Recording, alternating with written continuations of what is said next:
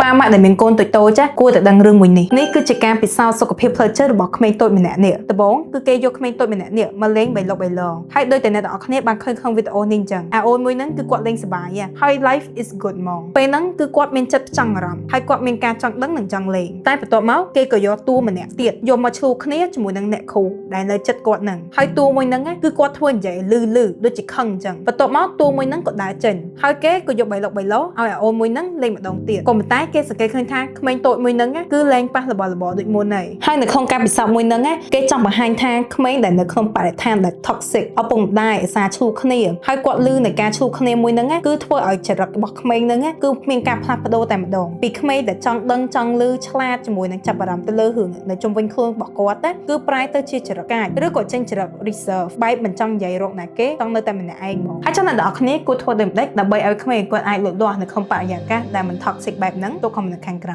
កុំភ្លេចថែទាំក្លិនមាត់របស់អ្នកទាំងអស់គ្នាផងហើយបើមានបញ្ហាក្លិនមាត់កុំភ្លេចញ៉ាំវីតាមីនកញ្ចប់ក្លិនមាត់ D+ នេះជាមួយ admin ណាទិញ1 admin free សេវាដឹកជញ្ជូនបើទិញ2 admin បញ្ចុះតម្លៃឲ្យ 10% ហើយដឹកជញ្ជូនឲ្យដល់ផ្ទះទៀតឃើញអត់លុយអត់បើចង់បានវីតាមីននេះហាត់ចូលមក page admin ឥឡូវនេះ promotion មានកំណត់